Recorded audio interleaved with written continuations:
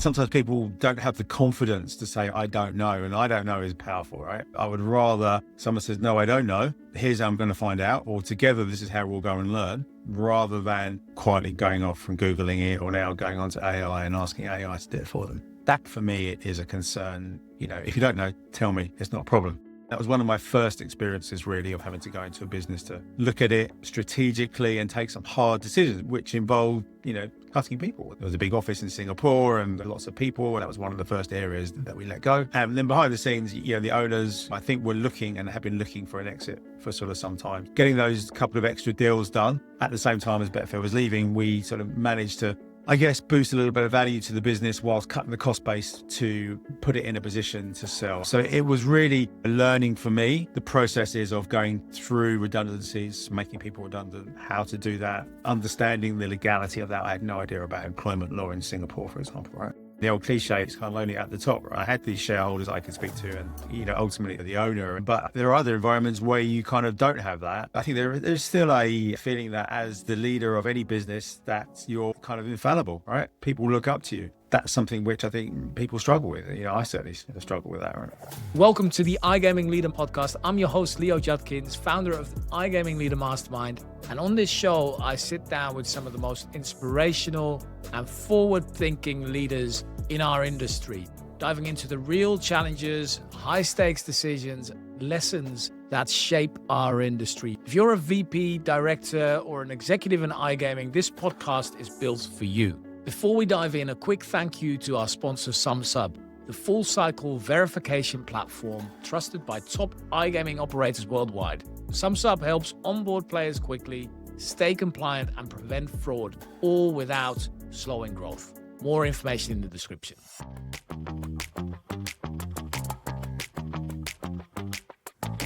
Hey everybody, welcome to the iGaming Leader podcast. My guest today started his career as a trainee dealer at Ladbrokes Casino in London.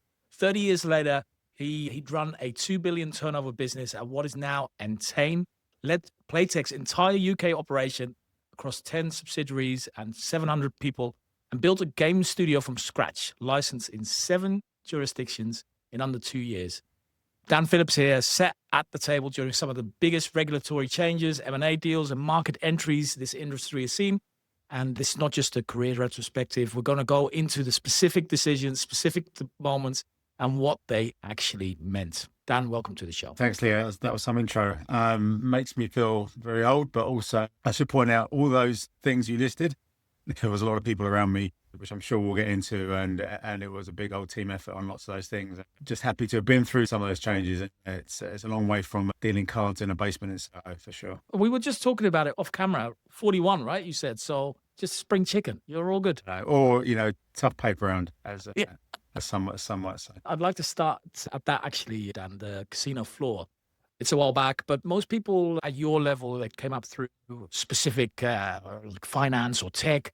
What did dealing cards in London actually teach you about this industry and things perhaps that you couldn't have learned anywhere else? Yeah, I would like to say there's been a grand plan over the last 30 years, but I'd be lying. I did a business diplomas and went through the educational route that I thought I should go through, and actually realized quite early that academic route really wasn't for me. I was quite a late developer kind of academically. And I had family connections in casinos. So actually my dad came through the casino route. He was working in London in the swinging 60s. He said to me, why don't you go on this training course with Ladbrokes? Because I know the guy who's running it. And I sat in a room with him for 8 weeks in Rayners Lane. It was completely kind of new to me from that perspective. But it obviously taught me a lot just in terms of people interaction, in terms of mentality of a player, the good, the bad, and what works and kind of what doesn't work. And then when I moved online and I joined Eurobet in their Woking offices, and then I helped them launch their first online casino. And I came out of dealing cards on a Friday night into a boardroom on Monday morning for the first time, which was a shock to my system and a shock to their system, I think, as well. And it was a case of, they said to me, what should we expect? And I was like, well, this is what I think we should expect from my experience, but online was all new, right? So we launched and it did very well, very quickly. And that quickly spiraled Eurobet into Coral, into Gala, and as you said at the outset, everything, which is now the Entain Group. So great days to learn. And I've taken those learnings with that customer mentality, always try to be consumer first, right? What would the consumer think? And trying to make the experience as close to reality as possible. I think that's why the success of Live Dealer has been what it has been over a number of years. So yeah, really, I think the ultimate point is really that customer first perspective, right? Yeah, I think that's true for almost everybody that comes from, any sort of customer support area, dealer, whatever that might be, is that you think customer first instead of perhaps KPI first or business first. So tell me a little bit more about that move all the way up to digital gaming director at Gala Coral, Dan. Like, what were some of the more pivotal moments that happened in your career to make that trajectory? I think, for quite a while, I was the online gaming guy, right? And it was a big, big retail business. So Eurobet had which was a telephone betting business originally, and they put up a web page, right, to show odds. So then telephone betting, that obviously developed then into the online platforms. And then Coral came in. So it was really, as I say, learning as we went, learning by a lot of mistakes in terms of the types of products that we were putting out there, how we were dealing with customers. There was a point where, the customer service team, which understood the mechanics of taking a bet and the mechanics of the process, were then having to deal with customers coming in with these new online problems. And a lot of that in the early days was forgotten passwords and, the usual sort of stuff. And now, which is pretty much automated, but then it wasn't, it was quite manual. But, I can remember thinking, oh, I need to step up here or step on, because calls were getting put through to me where someone was, in the early days saying, oh, I think I might have a problem of, I'm gambling too much. And we're talking about the early 2000s and the self-exclusion mechanics that we have today, and the timeouts and the alerts and maximum spends and so on and so on. And I'm thinking, I'm not qualified for this, right? To talk to people about a potential problem.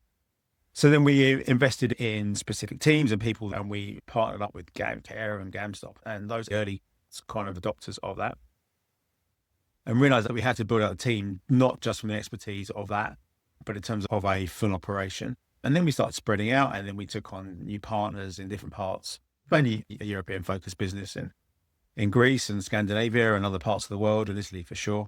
So making sure that we were localized enough to be able to deal with individual issues that were coming through or things common to that area. And that was one part of it. And then the next part of it was actually, you talked about KPIs earlier, and it was customer first. It was, but then we were thinking, well, commercially, we're outsourcing pretty much our gaming platforms to a number of providers. So then we were actually one of the first operators to bring in our own development studios and then to run those in parallel. So that gave us the ability to work the partners harder because we had our internal product. And that was where I guess my commercial brain kind of kicked in somewhat, thinking about how we can optimize that and best ways to get the best out of partners and how you deal with them versus how you deal with internal and so on and so on. So it was that real kind of learning curve. And then, looking at others coming along, and, we were one of the first partners then. I can't remember exactly when it was, 2004 or 5. We did one of the first deals with Evolution for their Live Dealer product, and it was their version 1 effectively. And we were learning from them and they were learning from us. And then back in the days of Chart, which we'll talk about later, I think, and then Boss Media and Cryptologic and, some of those guys. And then, like, as I said, the likes of Evolution came along, and then Playtech came along later, and so on and so forth. So it's kind of seeing that evolution. But I tried to keep myself, and even to this day, abreast of what's coming along. Because when I joined, it was sports, and then casino tagged in, and then it was poker came along, and then bingo came along, and then the rise of mobile seemed to be 3 or 4 or 5 iterations before it finally hit with Mr. Jobs launching the iPhone, right? And I still remember the arguments back and forth about, should we focus on BlackBerry over? I remember those separate wallets and all sorts. Oh my God. Even during my time at Playtech, there were debates early on, should we build mobile first or should we build desktop first? And you just think, oh, that's just a ridiculous thing to say now. But back then, who knew, right? And that's what this industry throws at us. And then obviously the regulatory pieces we went through. We had a poker business, which then got hit by the US shutdown, pre-US regulations, the UI, GEA. That shutdown we went through. We had the smoking ban in the UK, which impacted retail with the £2 fob tea limits. And then through to where we are today with the enhanced responsible gaming and then the increase in taxation, which has, again, changed everyone's view, certainly, in the UK about how to run a commercially viable business, I guess. Yeah, and that's the thing, isn't it? Like that, we all know it from gaming. It just keeps you on your toes. There's always a curveball come in. But in that whole trajectory, Dan, as well, like you've gone through some really big kind of movements in your career as you progress, that comes, like every single person I talk to, that comes with some sort of insecurity as well. I suppose you haven't figured out the next level. You're not sure, but you're stepping up and you're not quite sure how to do it yet. How did you deal with those kind of moments? Was that more of I'm just going to figure it out, work harder? Was it more of I'm going to educate myself? How did you deal with those next levels every time? I mean, I would say maybe this is the arrogance of youth, or the kind of invincibility of youth, perhaps, is maybe a better phrase. It didn't even cross my mind thinking, oh, this poker's just arrived. I know how to play poker with my mates on a Friday night. So we'll live poker, right? And we did. And again, you made mistakes, and then you learn, but it seems to be a bit quicker. Maybe as you're younger, things kind of sinking kind of quicker. But when it came to some of those things I mentioned earlier, like a sensitive call from a customer, the alarm bells at the back of my head go, I think, I can't wing this. No, I can't. That's not fair on anybody, and, including myself. And that's when I thought, okay, now I think I need to understand what I'm good at, but then actually identify, I don't know this, right? And whether that was in that customer service area, or whether it was in more detailed, compliance, regulatory side of things. That some of those big documents come through, and, your heart sinks when you start reading them, because they've never been the most academic, but reading some of those documents, this is heavy here, and I really want to make sure that I understand the nuance of this. So then bringing in people and talking to people that maybe that is more of their area, and helping them help me to disseminate, to make sure I can make the right decisions based on the information. I can't remember whatever that tipping point was or what age I was at, but there was definitely a point where I thought, okay, now I need to focus and take a bigger view, perhaps, and then delegate more, right? Which I'm sure you hear lots of, having the confidence to delegate. And that's come back and bit me a couple of times, where you maybe over delegate, or you put your trust in people who may be winging it themselves, right? And you don't necessarily realize that until it's too late. And sometimes people don't have the confidence to say, I don't know. And I don't know is powerful, right? I would rather someone says, no, I don't know, but here's how I'm going to find out, or together, this is how we'll go and learn, rather than, they quietly going off and Googling it, or back in the day or now going on to AI and asking AI to do it for them. That for me, it is a concern, even to this day when I'm working with people, is, if you don't know, tell me, it's not a problem. But the other side is, It's one of the hardest pieces. I think there's two areas there. One is that people sometimes feel that maybe they're afraid or something to say, I don't know. So first part of the question is, have you found a way for people to feel comfortable enough to say it? And second part of the question is, how do you actually figure out if somebody's winging it and not telling you that they don't know? have I found out a way to spot that? Probably not as well as I would like. I think my view on people generally is open-minded, and I want to think the best of people, right? I'm not, for example, I'm not, a technologist per se, but enough time has passed for me to understand broadly how long things should take, and broadly how much things should cost. So that's my meter, if you like, and it gives me something in the pit of my stomach that says this needs to be challenged. I've done as well is if I'm not sure about something, I've often said to people, okay, that's great. Maybe we should go and get a second opinion. Then you can see people's reaction to that. And I'll ask people, up front, and I never do that in a public forum, but, quietly, offline over a coffee, look, this is between me and you. If you're not sure, that's fine. Work it out. I have been caught out, and it's happened relatively recently. Inevitably, there's so many moving parts to this business and this industry that things get identified relatively quickly. Thankfully, on occasion where it doesn't, then you have that backup plan, right? And the backup plan is, for my consulting period, which I'm doing now, is that I have a network, right? And when a project comes over my desk and it's something that's not my area of expertise, I go to my network and I know the guys that I can go to. I guess the challenge now is when that network ages and new technologies come along and new processes, is finding the next generation of people. And that's part of what I'm exploring now and reaching out to. And it's why I still go to trade shows and do things like this, is because, I want to find those next people, because the next generation, are the future, cliche as that may sound, right? So it's identifying that, and then hopefully helping them with some of the other parts of running a business or managing people on that kind of softer side of things. Some people may say I'm a little bit impatient perhaps sometimes, and I've been challenged with that. And I like to get to the point, but I would rather someone tell me what's up. And I hate surprises, right? I think it's like time is valuable. So getting to the point and being impatient, I think is exactly the right thing to do, because very often we tend to dance around something for way longer than necessary just because of politics or whatever it is, and it's just a waste of time. We were talking about 2009. You became CEO of Chartwell's games business in 2009. Days into the role, Betfair, your biggest customer, gave notice. Business was already struggling. Can you take me back to that moment? You've just stepped into that CEO chair and the biggest customer walks. What did that feel like, and what did you do in that first week? Well, it wasn't great, that's for sure. I'd been at what was Garda Coral for 8 years, and this opportunity came along. So that had been B2C, and before that had been the casino.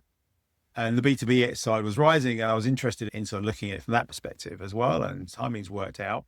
Chartwell had been, were a partner of Garda Coral, so there was a natural kind of move into that. I knew actually at that stage the business it got over its peak, if you like, that was in slight decline. That was at the same time that Playtech and others were, rising up. So I actually joined the business initially in a different capacity for a couple of months, and then moved into the games side of things, which is effectively running their European business, their Canadian business, but running their kind of European operations. And then, you get a phone call kind of a few days into that role, can we have a chat? And Ferrer decided to go in a different direction with a different partner. So it was really, first of all, to speak with them, to understand the reasons, understand what we could do and what we couldn't do. We took a view, and I took a view that we could get upset about it. We could potentially focus on other partners and be difficult. But the idea was that we wanted to, work with them for as long as possible and to help them with their transition, because they've been good partners because ultimately I think reputation is important. And that's one of the things that I stand by. So, at that point, we went back to the owners of the business and the shareholders. It was a public company, Chartwell. We obviously had to announce it because it's a public company. One of the things I did pre-coming in was I did have 2 sort of large deals lined up. So we focused on those to get those through the business as quickly as possible. So that's where I took my focus, is getting those deals done, which we did do, which helped soften the blow a little bit. But actually, one of the biggest things actually coming in, I already knew we needed to look at the cost base, because there was quite a heavy cost base, and how we could optimize that. And that was one of my first experiences really of having to go into a business to look at it strategically and take some hard decisions, which involved, cutting people.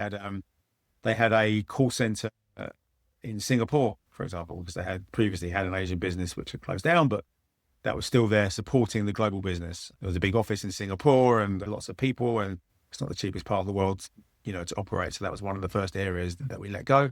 And then behind the scenes, the owners, I think were looking and have been looking for an exit for sort of some time. So getting those couple of extra deals done at the same time as Betfair was leaving, we sort of managed to, I guess, boost a little bit of value to the business whilst cutting the cost base to put it in a position to sell. And the business ultimately sold a couple of years later to, I think it was a iGaming at the time. Now rolled into other businesses as the industry has kind of evolved. So it was really, a learning for me, like prioritizing, what we needed to do to manage, I think, Betfair as professionally as we could and should, get those deals done, but also look at that cost base. And I think learning the processes of going through redundancies, making people redundant, how to do that, understanding the legality of that. I had no idea about employment law in Singapore, for example, right? And then doing that as professionally as possible. And, so my role kind of came to a conclusion when all of that concluded, which was a couple of years later. So it was quite a lot in a couple of years.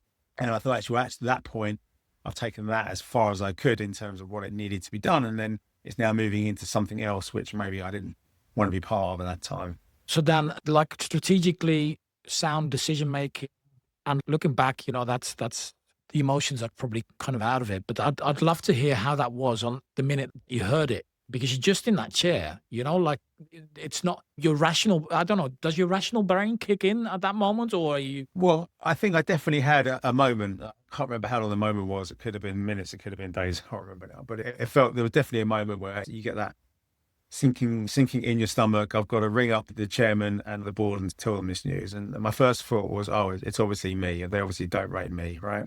But, I knew the Betfair guys and I'd worked with them. We did a couple of projects together in my previous roles, and they were very nice about it. It almost made it worse.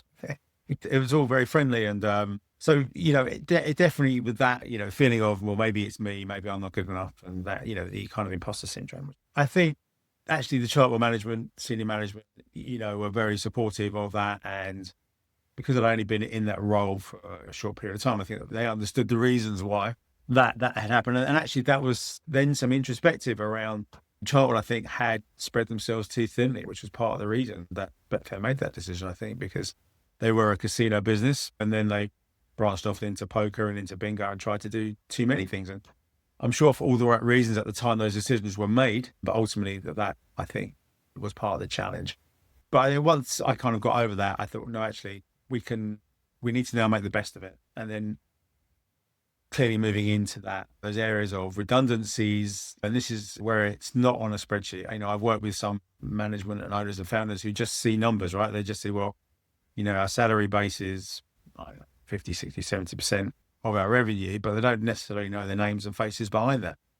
And maybe they've seen the roles that I've been in and people like me as that proxy that we do that.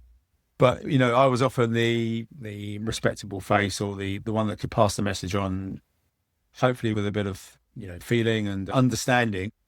And it's not everyone's thing, right? You have to be clear. You have to be focused and listen and let people have their say. Some people explode and some people go very quiet and some people shed a tear, and you have to let them do that and then go through a process. But kind of keep it respectful. I've always find that really intriguing, that the tension between those two things of, on the one hand, of the utter shock that you have yourself, right? Like an event like that happening where you go, all right, our biggest client is just canceled and I know that they were already cost heavy and this is going to, be a massive issue. But on the other side of that is you needing to be like strategically secure. You're the face, you're the CEO, right? You're the face of the business. You've now got to communicate to staff. You've got to have a clear vision. Those are two opposite sides that I think are extremely difficult to manage and things that often they don't get spoken about enough, I don't think. Because you carry all of that along, right? You carry all of it along and you need to do both things. Yeah, no, for sure. And again, the old cliche is kind of lonely. It's kind of lonely at the top, right? Luckily, in that I had these shareholders that I could speak to, and ultimately the owner. But there are other environments where you kind of don't have that, and that's why I'm still very friendly. And I have a peer group, and I have little WhatsApp groups with people I work with over the years, and we can share some banter, and we meet up for the occasional drink. It's a safe environment where you can ask questions, right? Yeah. I think there's still a feeling that as the leader of any business that you're kind of infallible, right? And, people look up to you. And that's something which I think people struggle with. I certainly struggle with that, right? Yeah, I think we all do. Yeah. And it's something that, I don't know, well, it doesn't get advertised, obviously. You're not going to go to ICE and talk about, got this failing business and I need to stand there and be super confident about where we're going in the next 3 years. It just, nobody talks about that. Exactly. Okay, I want to talk a little bit about Playtech, if that's all right. So you ran Playtech UK from 2012 to 2018, 10 subsidiaries, 700 people. Yeah, so that kind of built up over time. I actually joined them to run the bingo business because they'd bought Virtue Fusion a couple of years before I joined, and the management or the previous management had moved on, and I had my bingo experience from the Ghana days. So I came in to manage that part of the business, which was very successful and continues to be. And then with all the shared UK offices, and actually Playtech at that point had been through a big kind of acquisition tranche of deals. I think 5 or 6 had happened over a couple of years. So I became kind of the focal point. Each of the companies had their own management teams, and I took some kind of oversight, which was great because I got to learn about different parts of the business because they bought a game aggregation business in what was GTS, and they bought Ash Gaming, and they bought a number of other businesses, and then they started buying businesses which were new to me in terms of responsible gaming type entities. They bought I think the guy with Poker Strategy was part of that. I'm not sure if you were around there then. I had just left, so we were, the whole poker market had collapsed, so they got a bit of a steal there. Although you guys were out in Jib, so it didn't really fall under my remit, but there was an overlap. So Playtech is in the headlines for lots of reasons, and I'm not going to get into those, but I had some very good years there and met some amazing people and some very good people there for sure. One of the things that you said is that the real question in that period is who, when, and how to hire the right mix of people, cultures, and experience in a truly global business, true in any global business. What did you get wrong before that helped you understand that that was the key thing to do, especially in a global business? Because I think we kind of think about ourselves and how we work, and we want to implement a blueprint that is just copies of us. And then we realize, all right, that's obviously not going to work in these different cultures. So what were maybe some of the walls that you ran into where you thought, oh my God, I need to have a better mix here, or I need to hire better in this kind of scenario, this kind of environment? So in, I mean, I Playtech and other companies, I came into an environment where there were already teams in place. So I kind of inherited those teams. And like any new manager coming in, you're looking at them, but they're looking at you as well, right? So you feel that spotlight of being reviewed, judged, perhaps. So my view has always been to try and look and listen first, right? So to understand, I am a general believer in the people you have are the people you need, right? It's just making sure you get the best out of them, because to go through a hiring, firing cycle is no good for anybody, right? It's just inconsistent. It creates distrust. And it doesn't work in any industry, I think, in any environment. So, coming into Playtech I've been in this very successful kind of Gala Coral business, then had that couple of years at Chartwell, which was up and down. Again, coming in thinking, wow, I mean, am I good enough for this, right? These guys are winners and winners and winners, right? That was one of the first things they said to me, we are winners, right? And that was kind of stuck in my head. So I'm thinking, well, shit, have I got anything I can help these guys with? So, you come in and then, you look and you listen, and then over time you get to know people and you get to know their strengths and weaknesses. And that was what I tried to do and still try to do, is understand each person's strengths or weaknesses, looking at where we need to grow, looking at some of those experiences that I had with Chartwell, just to say, well, we were spreading ourselves too thin here, and that ultimately caused a problem. So a decision made 3-4 years ago didn't kick in until 4 years later. So we definitely identified that, especially then, because I think, I don't know why it springs to mind, but I think, like the iPad had just become the next big hot Christmas gift, right? And we had a mobile version of Bingo, but it wasn't quite optimized, right? And there was a big decision about should we get it ready for December? So when everyone opens up their Christmas presents, that they can play bingo in landscape rather than portrait. And it was a case, okay, we're going to have to stop doing XYZ projects to be able to do that. Then getting pressure from some of the big customers because they want to do this, that, and the other. So it was putting all of that into the mix and looking at the people and thinking, right, do we have the right people to understand what we need to do? If we decide that we want to shift a strategy from A to B or X to Y at short notice, can they deal with that? How do they cope with that? Because they may have been on this trajectory for weeks and months or maybe years. Now we're going to say, pause that and go and do that. But here's the reasons why, right? I'm not sending you blind into it. So that was a challenge. So I learned a lot about people from that perspective. Some people didn't like the way that we were approaching it or I was approaching it, and they raised their concerns, and I certainly listened and I adapted as well. Some people decided it wasn't for them. And I was like, okay, it's not for you. If you want to move on, then, I support you. Good luck. Write you a nice reference and, good luck. And again, that definitely happened. There were a few people that left in senior roles, and, I'm still in good contact with them, and, they're part of my network today. And then going through that process about then, rehiring. I guess at that time as well, we'd seen, as I mentioned, the growth in compliance and responsible gaming, and it stopped being the kind of, internal, like half smile or business limitation department, ha ha ha. Very quickly became, no, business very important, and then became a big part of that. So that was all new to us as well, to them as well. So that we're putting those processes in place. But I think it's the question around identifying people's strengths and weaknesses. I think it came out of those challenges, right? And asking them to change. There were some technological processes that had been in place for a long time, which needed to evolve. But we switched from Flash development into HTML5 development. So we said, right, not building anything more in Flash, right? Even though it was still a thing or would be a thing for a couple more years, right? We then decided to build everything in HTML5, which had initial pushbacks because it wasn't maybe quite as slick for older devices. In hindsight, it would have been a mistake not to do that. Now, technology's moved on 10 times since then. So those were some of those decisions that not everyone kind of came on board with. It was like, are you on the bus or not on the bus? So, for me, it's a case that give everyone the opportunity to have their say, right? You debate, you discuss, you take it all on board. And then between a group, whether it's a small group, never just one, never just me, but, with your trusted peers and managers and, experts, you make the decision. And once the decision is made, I expect everyone to support that decision. I don't want anyone then dragging their heels. That's a case of when you have that discussion, you say, well, maybe this is not for you, if you're on board or you're not on board. Right? And through all those hiring decisions, Dan, we also see people that surprise us. Like, let's talk about the positive ones, not the negative ones. But we have people that surprise us, that really accelerate in their careers, really step up. They do things that maybe we hadn't even seen in them before when we started hiring them. And who's maybe someone, or who, can you talk about someone that has really surprised you, and perhaps what you had missed initially, or what kind of happened where you saw, oh my God, this person is really accelerating in their career? I think, I looked for people going through a similar trajectory, maybe I went through, and a lot of that was youth related, right? So people coming in their first job out of uni, second job, maybe kind of early mid-20s, they're living the dream, right? Single, no kids, and maybe earning decent salaries for the first time.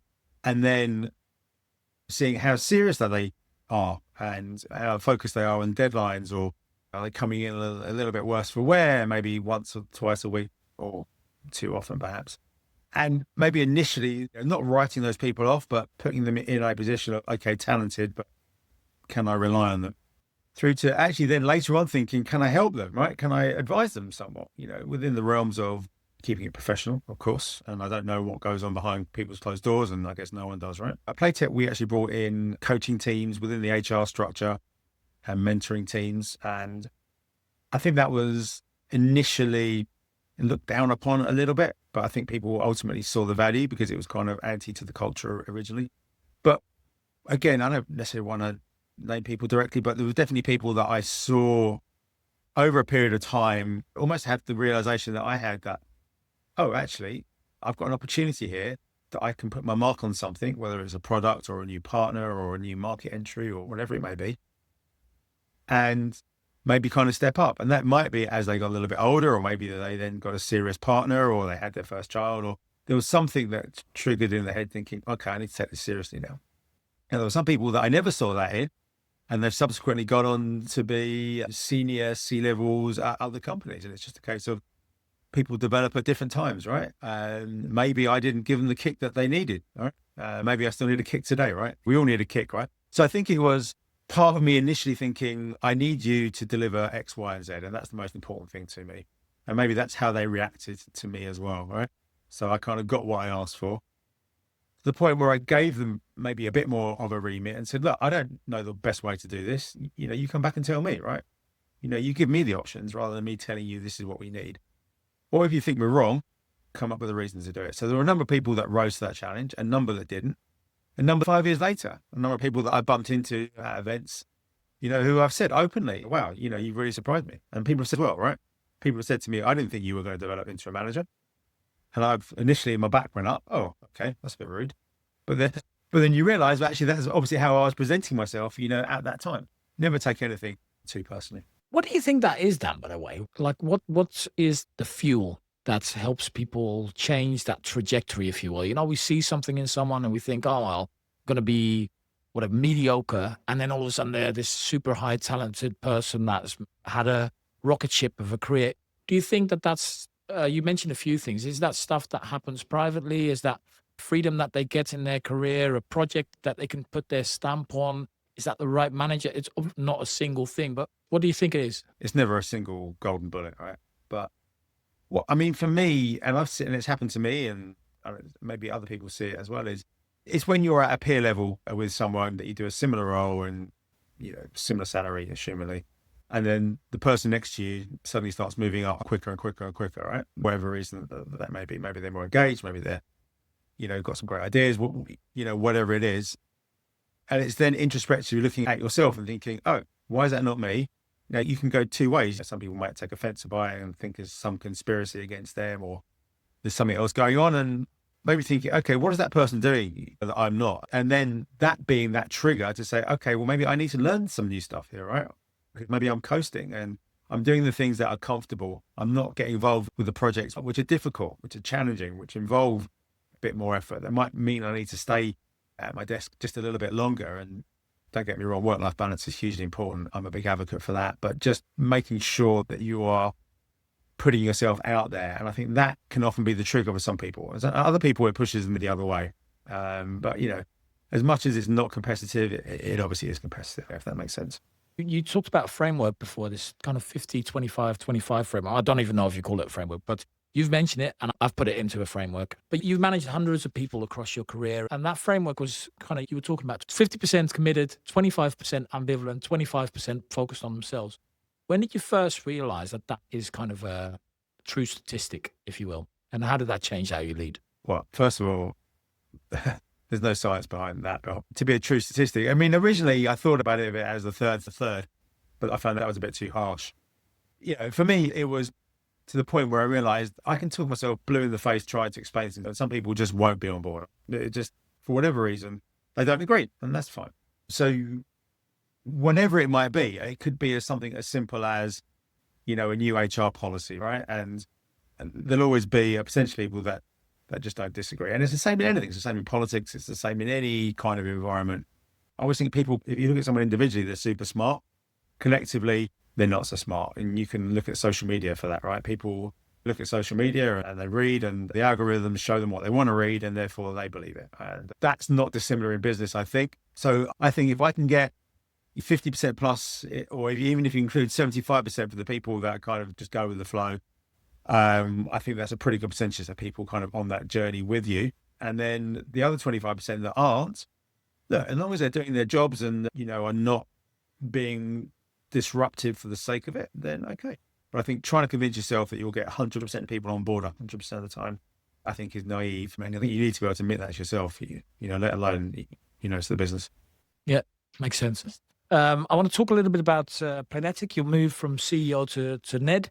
You've made a deliberate move there, and we're talking about it as, for your own personal development, or you framed it as development. So what does that look like in practice? What are some of the things that perhaps you're able to do now that you weren't able to do before? And how's that helped you? Yeah, look, it's been a long held focus of mine to move into more of a strategic roles, to use my experience to help others. I mean, when I joined Planetic 3 years ago now, I think it was, the business was very young. There was a great idea. There was passion. And a lot was done very, very quickly to get that live. And that's now moving on to its next stage.